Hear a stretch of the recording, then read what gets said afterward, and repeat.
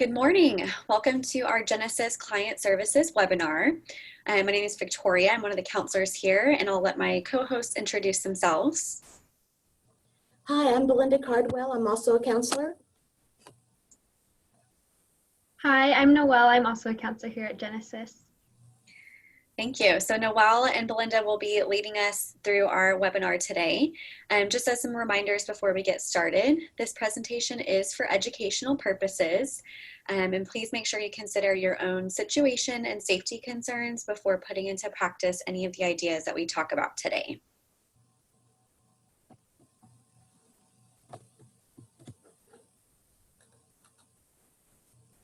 Okay, so some safety matters. Safety is very important to us. We want to make sure that you are watching this in a safe place where only safe people can hear it. So you may consider wearing headphones to help ensure that no one else around you can hear what you're watching. You might also consider to clear your browser history after watching this video if someone monitors your phone or computer. If you're watching this live on Zoom and you need to leave the live webinar quickly, remember that you will have to click end a couple of times and then also close the Zoom page. For confidentiality reasons, we ask that you do not use the chat feature on the live Zoom webinar. If you do use this chat feature, your name and comment would be seen by anyone watching the live video and also the video recording on YouTube. If you're watching this on YouTube, we also ask that you do not leave any comments, as your name and comment would also be seen by anyone who watches the video. If you do have questions today, we ask that you contact us directly if you need any help.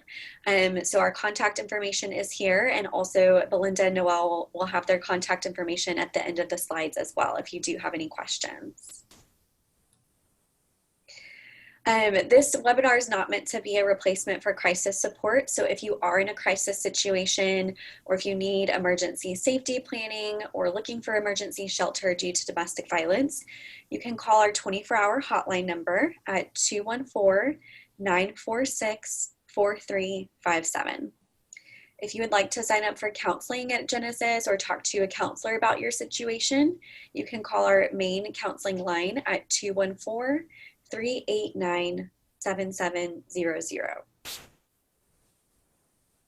And then we also have some other hotline resources for you if you do need some extra crisis support. So again, the Genesis Women's Shelter hotline is here. The National Domestic Violence hotline is 800-799-7233. They also have a chat feature online. If it's not safe for you to talk on the phone, you can chat with somebody at thehotline.org. We also have the National Suicide Hotline here, and that number is 800-273-8255. Great, I'm going to turn it over to Belinda. Thank you, Victoria. Again, my name is Belinda Cardwell, and I'm a counselor here at Genesis. And today we're going to be talking a little bit about self-esteem.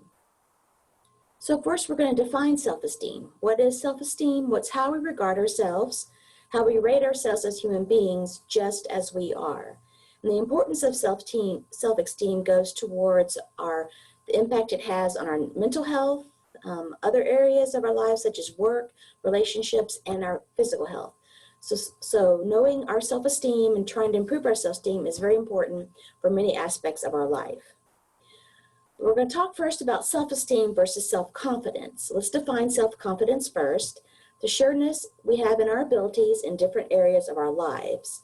So these terms often get used interchangeably, and the misunderstanding this causes is because sometimes pursuing becoming better at something, at a particular task, working hard for promotion, focusing on our physical appearance, we do that in hopes that will increase our self-esteem.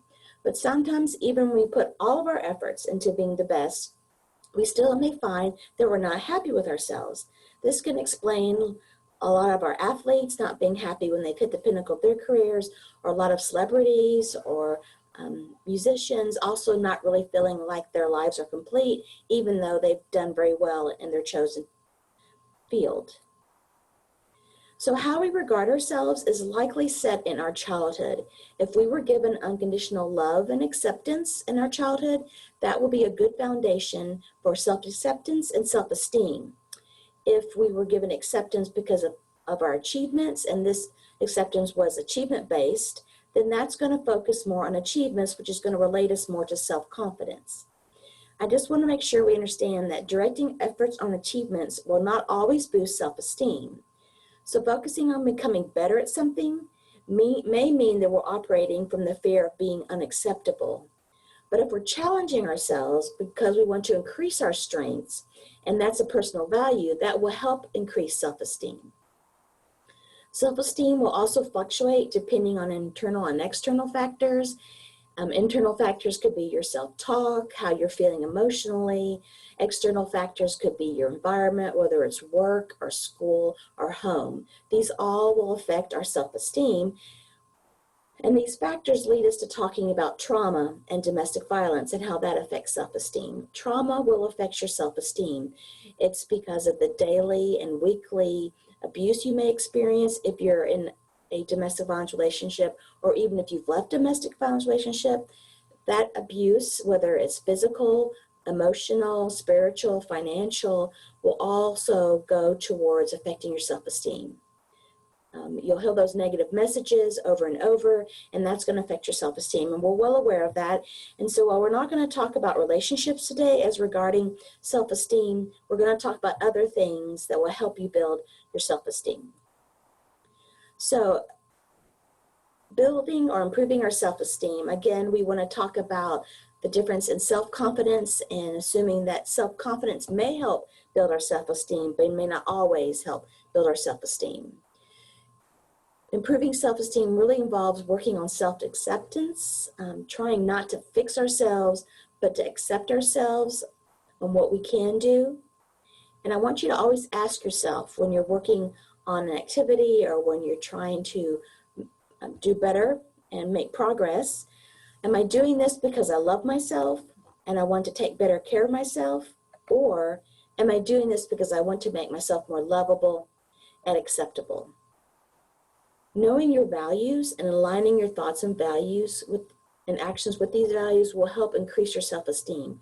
For example, if one of your values is to be kind, then doing actions that are kind will help increase your self-esteem because you're reinforcing that value. Even if it's something as simple as letting someone in when you're driving, being kind, that will increase your self-esteem. These daily actions and thoughts that reinforce our values will help increase our self-esteem.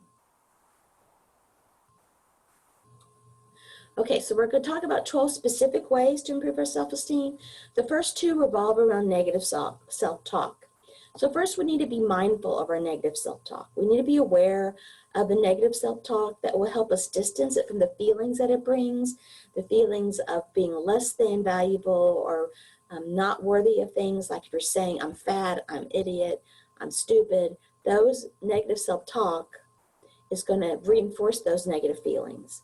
This awareness will help us to identify less with that negative self-talk because we'll realize that's what it is. It's negative self-talk. And I want you to catch your self-criticism. I want you to be aware of the talk. I want you to be curious. Being curious because that means being non-judgmental, just like, that's interesting that I have that thought. And remember that it's a thought, not a fact. And so when we work to change this negative self-talk, that's been constantly repeated in our minds, so it's become our truth. We need to change these so that because these truths or these thoughts can be unlearned. So first, write down all your negative thoughts that you have, whether it's you take a day and do it, whether you do it over the course of a week or even longer. List all your negative thoughts that come into your mind, and then I want you to challenge these and list all the reasons why they may not be true. For example, if you keep saying, oh, I'm such an idiot, well, that's a thought, right? Is there a truth there? Have you taken a test that proves you're an idiot? More than likely not, right? Have you done things that may be not as acceptable as you wanted to be? Maybe, but that doesn't make you an idiot. So challenge those thoughts. Challenge them as if they were facts and try to dispute them so you know that the negative thoughts really are just that, negative thoughts. And when you're more factual while challenging these negative thoughts, that's going to help you reduce the extreme emotion. And once you reduce the extreme emotion, then you'll be able to step back and look at them just as thoughts. And if that's not working, try imagine someone you love had these thoughts, right? So what advice would you give them? Chances are you would tell them, oh, that's not true, or that was just a one-time thing, or you're too hard on yourself, right? Take that advice and put it towards yourself to help reduce the negative talk. Number 3 is we're going to change our story. So our personal story is currently written and it comprises the core of our self-care, our self-esteem, self-image. So to rewrite this story, we must understand where and when we receive these negative thoughts. And if we identify the origin of our negative self-esteem or its current source, then you can step back and realize that you were judged or valued by someone else's standards, not by your own. And one way to change this story is to start with positive affirmations. So what do we wish we believe about ourselves? What do we wish we had in our life? Now, if this affirmation doesn't align with your beliefs, you need to reword it so it does align. For example, if you want things in your life to be good or have more good things in your life, but you still have a little bit of feeling that you're not quite worthy, then if you come out with a really strong affirmation of like, I want all good things in my life, that's probably not going to align with your current belief. So you might want to modify it, put a disclaimer in it and say, I want more good things in my life. And you probably could accept that and believe that because it's not quite as strong a statement. Then over time, I want you to rework those positive thoughts and make them stronger. And you need to repeat those thoughts to yourselves every day. Throughout the day, or maybe set a timer on your phone to repeat them, put up stickies, journal them, do some practice so you have the affirmations in your life. And then I want you to practice acceptance over comparison. So this is going to help us by stop comparing ourselves to our others. And one way we can do that is just by limiting exposure to outside influences such as social media and other media.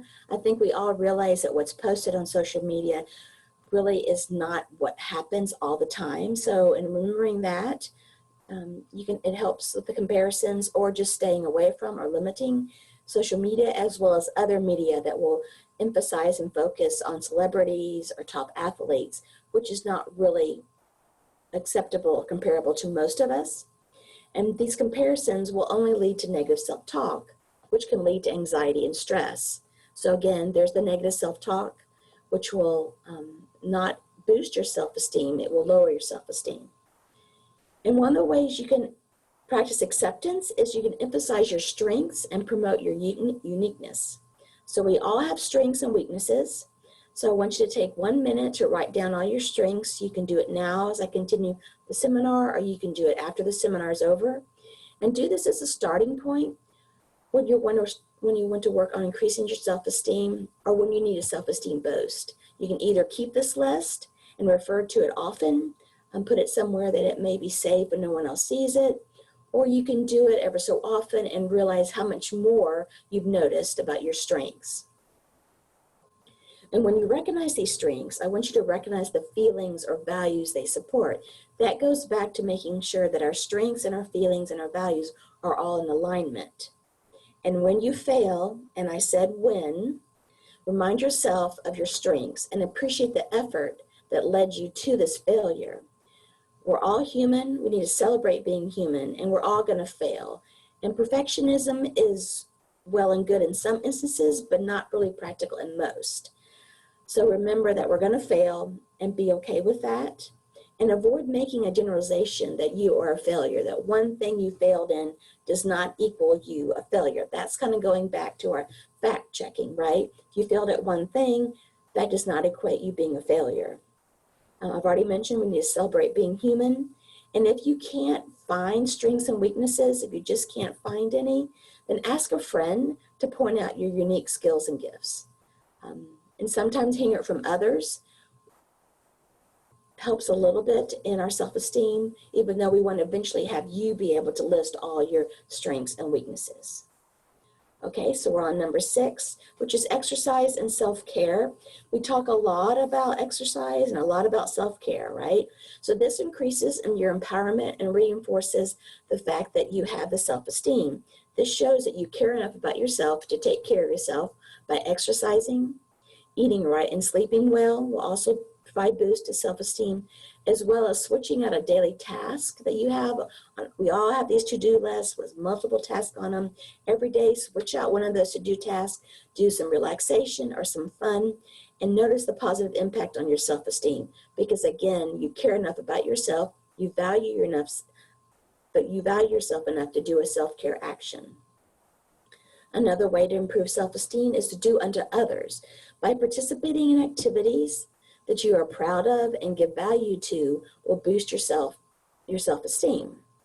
And this helps you remember that everyone has value and that purpose can be found in small as well as large actions. I know that right now there's not a lot of volunteer opportunities out there because of the COVID-19 restrictions, but perhaps you can do something small, as small act of kindness, a small act of providing care to someone, and that will be as effective over time as the large actions. And then I'm going to ask you to try to forgive. And I know this is a big one, but holding on to bitterness or resentment keeps yourself stuck in negativity. Forgiving connects us with our loving nature, and again, it promotes acceptance of people despite our flaws. Now, granted, there are some people in your life right now that you might not be able to forgive, but focus on forgiving yourself first, and that will kind of help you get out of that negativity. Now that we've focused on getting rid of the negativity, forgiving ourselves, let's focus on the positive. Focus on what we want to let into our life. Ask yourself what you want out of life, ask yourself what's missing, and try to bring that into your life. Don't waste energy on the past or what you can't control. Number 10, remember you are not your circumstances. We are all born with infinite potential and equal worth as human beings. And the false beliefs we have about ourselves, the negative thinking, that is all learned over time. So just remember that's a process of being learned over time, your false beliefs, your negative thought, but we were all born with infinite potential and equal worth as human beings. Then another way of improving self-esteem is cultivating self-compassion. So this helps relate and connect to humanity, helps us relate and connect to humanity. It supports interconnection rather than separateness, and it emphasizes that you don't have to feel better than others to feel good about yourself. This kind of brings up that comparison we talked about earlier, right? That you are unique, and you can feel better, or you can feel good about yourself without feeling better than others. And then the last is practice gratitude. Whether you do this on a daily basis, whether you do this kind of casually, whether you do a gratitude journal, this helps increase the positive things in your life, your attitude, and helps you go beyond what is negative in your life. Okay, so that's 12 ways to help improve your self-esteem. We realize that some of this may be doable, some may not be doable. Take one, take two, whatever you can manage at this point in time, and work to increase your self-esteem. Now I'm going to hand it over to Noelle, who's going to lead us through a coping skill. Noelle? All right, thanks, Belinda. And I just really wanted to reiterate too, along with what you had said, Belinda, of that a self-esteem can be really hard after you have been in an abusive relationship, or experienced other abuse where you've had that person that has been continually been verbally abusive or emotionally abusive and constantly been telling you just different things that have affected your self-esteem and have affected your feelings of self-worth. And so this can be really challenging. And with this, maybe recognizing that there can be those small steps to start, and kind of like Linda had said, maybe recognizing too what are maybe things that your abusive partner has said about you, and maybe recognizing those as not being truths about you and trying to find what is maybe the opposite thing, or what is maybe the truth. But again, we just recognize this is really really challenging, and even the small steps like Linda mentioned of maybe just like making that commitment to do your makeup each day, or going on a walk or something small can be those helpful steps. And of course, additionally, attending groups here at Genesis, we're often focusing on coping skills, and then also counseling as well, right? Can be a way to help increase self-esteem too. So if you want to go to the next slide, Belinda. We're going to be doing a meditation today. It'll hopefully be a way to maybe practice some of those steps that Belinda talked about. So practicing that self-compassion towards ourselves, also practicing those affirmations are kind of those positive statements that can sometimes be just like that starting point for us. So as we go through this, there is going to be some positive affirmations in this. It's going to say in the meditation that you can also choose ones that fit for you. Kind of like Belinda said, it's really important to have affirmations that feel true to you. We want to find, a starting place that can at least feel true and feel believable. Also, as you do this, it's going to be a loving kindness meditation focused on practicing loving kindness towards a friend and for yourself. So the friend can be a friend or a family member that's safe. It also could be a fictional person or maybe a favorite character from a movie if you're having a hard time identifying a safe friend or family member. So with that, if you want to just get comfortable in your chair, I'll just be reading this script to y'all this morning, and I invite you to, close your eyes and just take a second to get comfortable, maybe kind of readjust in your chair, and we'll get started. So again, give yourself a moment to connect with your body. Notice the sensation of your body sitting here, the sense of your head resting on your neck, resting on your shoulders, your back, your lower body, all being supported by gravity. Sitting in a dignified posture with your spine where it's upright but not rigid. Feeling alert and relaxed, you can gently let your eyes close or you can simply rest your gaze downward on a spot, whatever feels right to you. And then you can begin noticing your breath. So with each breath in, count to 3. 1, 2, 3. And then with each out breath, let your body sink a little further into your seat. And let's start by bringing to mind a time when you experienced a sense of warmth, connection, or safety with another being. You can choose a situation that is from the past, or it can be one that you'd like to have happen in the future. Let that situation come to mind. And if your mind is having trouble settling on a situation to choose, you can choose the first one that maybe comes to your mind, or again, maybe something from a movie or a book. Let yourself drop into that moment. As much as you can recall, put yourself back in that situation in all of the details that you can see in your mind's eye. Can you recall that feeling of warmth in your chest? Do you sense the curve of a smile waiting to form on your face or in your eyes? That safe feeling in your belly? Just drop back into that moment for a second. Now bring to mind the image of a friend or a family member that you care about, have warm feelings towards, or feel a sense of positive connection to. As best you can, try to get an image or a sense of that person or being in your mind's eye. You might imagine you are with them, sitting beside them, or walking along them. Maybe it's helpful to imagine that you are placing a hand on their back or their shoulder. You are really present for this person that you care about. Now we will begin to wish this person well by extending words of kindness to them. I'll offer some phrases as guidance, and you're invited to use these phrases or choose whatever words work to express your wishes of love and kindness towards this person. So now, using these phrases or ones of your own choice, silently repeat to yourself, may you be well, may you be kind to yourself, may you be joyful, may you focus on your strengths. And again, while you say these phrases, allow yourself to connect with the intention that they express. May you be well, may you be kind to yourself, may you be joyful, may you be focused on your strengths. And then again, extending those wishes of kindness and warmth toward this person that you care about. May you be well, may you be kind to yourself, may you be joyful, may you be safe and at ease. And for a few moments now, I'd like you to gently consider a statement, sensing the truth of it. I want to be happy, or maybe it's I want to live a meaningful or a full life, or experience peace, something like that. See what is true for you about the experiences you want in your life. Now, sense if there is some part of you that can offer some support or some kindness on this difficult journey of being human, letting this kind, supportive, and compassionate part of yourself wish you well. Now, offer those same words of support to yourself. We'll again repeat those statements, and you can make up your own, whatever feels true to you. So, may I be well, may I be kind to myself, may I be joyful, may I focus on my strengths. And again, giving yourself support, empathy, kindness as you journey along this path of human life. Perhaps you can place a hand on your heart if that feels right to you, as you repeat, may I be well, may I be kind to myself, may I be joyful, may I be focused on my strengths.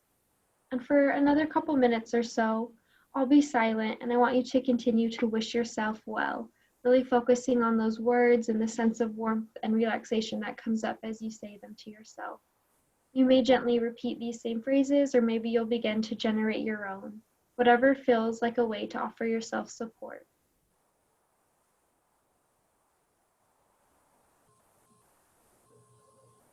If you find that your mind has wandered, that's normal.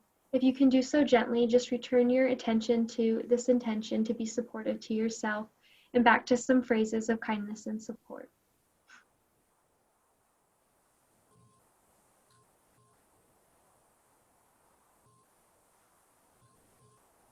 And now you can gradually let any imagery in your head fade away or kind of become attentive back to this room. And being attentive to what's present for you here in the space that you're sitting, appreciating maybe the sounds you can hear, the light, the air touching your skin. Appreciating that you've been doing something for yourself in these last few minutes, that you've been consciously cultivating an attitude of kindness and friendliness and generosity towards yourself and others. Noticing once more the feeling of your body resting in the chair here with any feelings that may have emerged. And if your eyes were closed during this exercise, you can open them and fully return your attention back to the room. Thank you. That concludes that, and thank you for watching today. If you have any questions about this webinar or need to speak with a counselor about your situation or about beginning counseling services, you can contact any of us. Our numbers and our emails are listed below here. Have a great day. Thank you again for watching. Bye-bye.